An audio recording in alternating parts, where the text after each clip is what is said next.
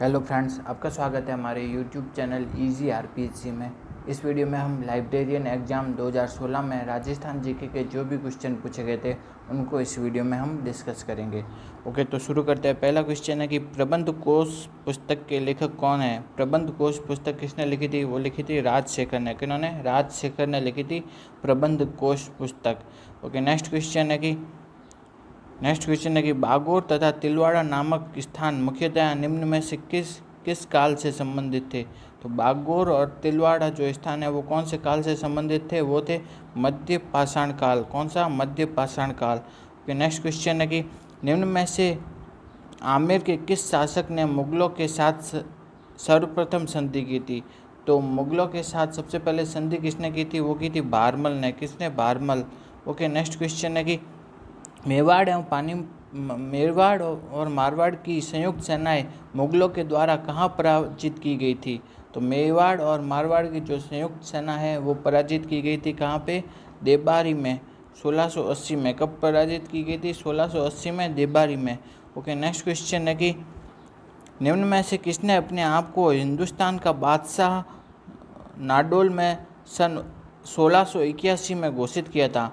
तो 1681 में किसने अपने आप को हिंदुस्तान का बादशाह घोषित किया था? वो था शहजादा अकबर। अकबर ने अपने आप को हिंदुस्तान का बादशाह घोषित किया था।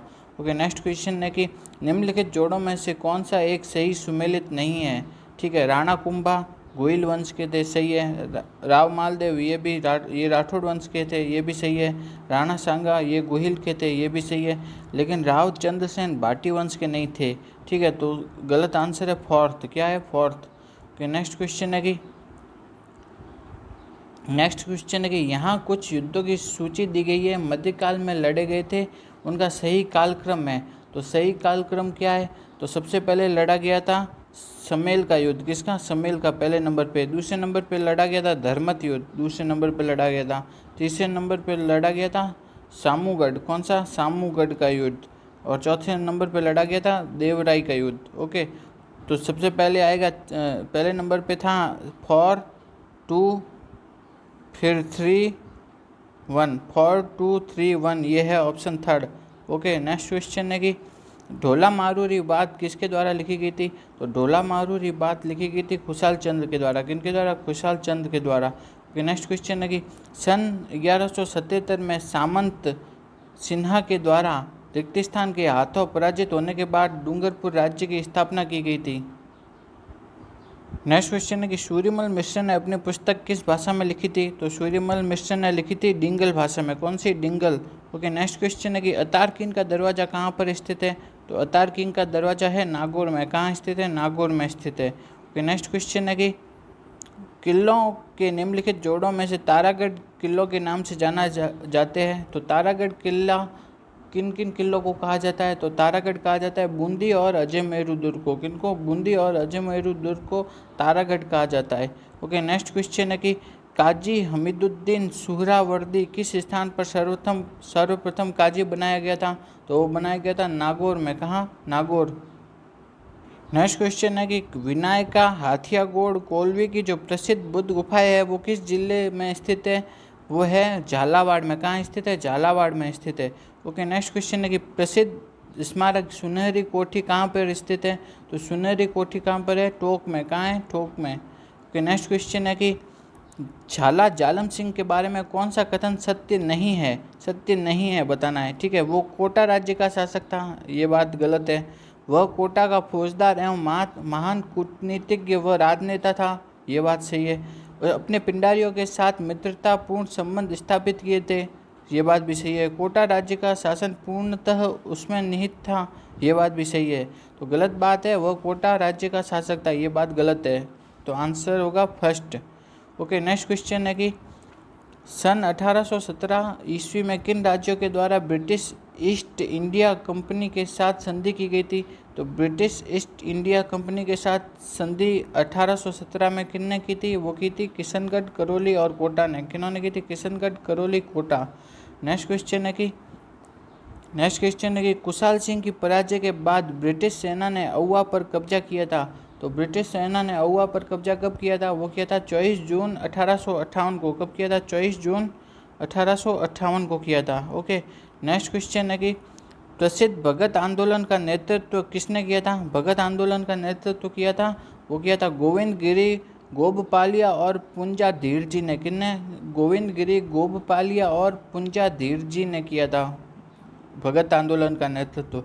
ओके, नेक्स्ट क्वेश्चन है कि किसान पंचायत की स्थापना 1916-17 में की गई थी। इसका संगठन का संबंध था, इस संगठन का संबंध किससे था? वो था बिजोलिया किसान आंदोलन से। किससे? बिजोलिया किसान आंदोलन। नेक्स्ट क्वेश्चन है कि राजस्थान के धरातलीय स्वरूपों के संबंध में निम्नलिखित में से कौन सा कथन गलत है? ठीक है, पहला है कि पश्चिमी बालू का मैदान तैथिस सागर का अवशेष है। हाँ, ये बात सही है, जो मरुस्थल है वो तैथिस सागर का अवशेष है। सेकंड है कि दक्षिण पूर्वी पठार गोंडवाना लैंड का विस्तारित भाग है। ठीक, तो दक्षिण पूर्वी पठार गोंडवाना लैंड का भाग है, वो ये बात भी सही है। थर्ड है कि अरावली एक वलित पर्वत श्रेणी है, ये बात भी सही है, अरावली एक वलित पर्वत श्रेणी है। फोर्थ है कि उत्तर पूर्वी मैदान सिंधु नदी द्वारा निर्मित मैदान का भाग है, ये बात गलत है। ठीक है, तो इसका आंसर होगा फोर्थ। अपन को पूछा है कि गलत कौन सा है, वो है फोर्थ।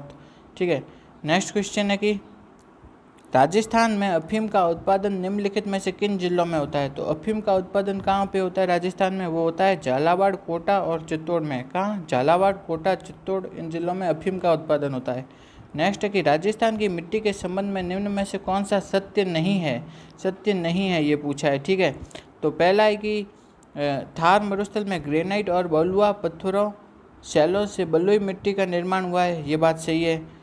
दूसरा है कि दक्षिणी भाग में ग्रेनाइट, नीस, क्वार्ट्ज शैलों से लाल लोमी मिट्टी का निर्माण हुआ है, ये बात भी बिल्कुल सही है।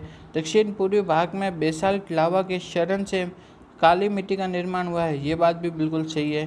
फोर्थ है कि दक्षिणी भाग में फॉस्फेटिक शैलों के शरण से मिश्रित लाल मिट्टी का निर्माण हुआ है, ये गलत है। ठीक है, तो इसका आंसर होगा फोर्थ। नेक्स्ट क्वेश्चन है कि राजस्थान के कुल क्षेत्रफल का कितना प्रतिशत भाग मरुस्थल के अंतर्गत आता है? तो कुल क्षेत्रफल का जो मरुस्थलीय परसेंट है वो कितना है? वो है 61%। तो मरुस्थल है वो कुल क्षेत्रफल का कितना है? 61%।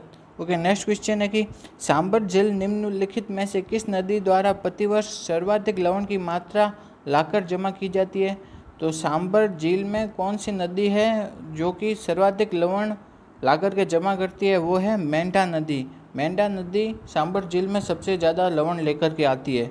ओके, नेक्स्ट क्वेश्चन है कि नेक्स्ट क्वेश्चन है कि राजस्थान में सर्वाधिक क्षेत्र पर निम्नलिखित में से कौन सी मिट्टी पाई जाती है? तो सबसे अधिक कौन सी मिट्टी पाई जाती है राजस्थान में? वो है एरिडी सॉल एंड एंटी सॉल। कौन सी? एरिडी सॉल एंड entisols. Okay, next question है कि 23.5 डिग्री उत्तरी अक्षांश तथा 70 डिग्री पूर्वी देशांतर राजस्थान के निम्नलिखित में से किन जिलों से होकर के गुजरती है?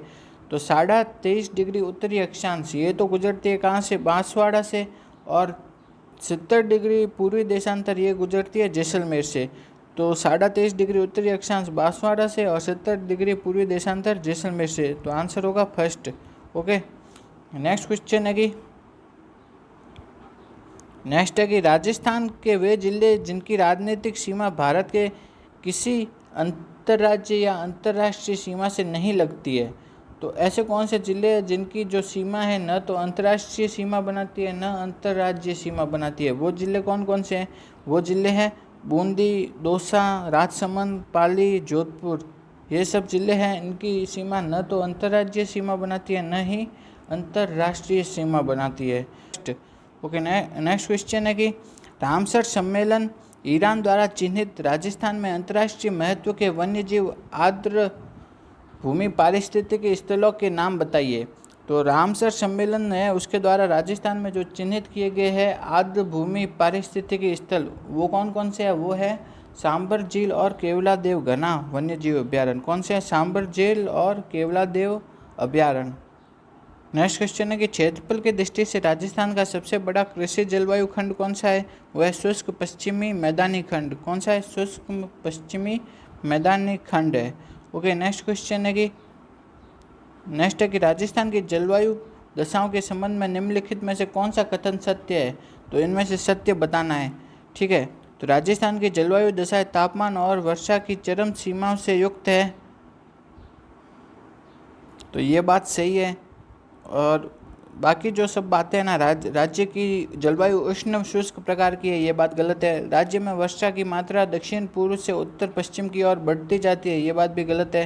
राज्य की जलवायु उष्ण आर्द्र प्रकार की है, ये बात भी गलत है। ठीक है, तो इसका आंसर होगा फर्स्ट, ये बात सही है।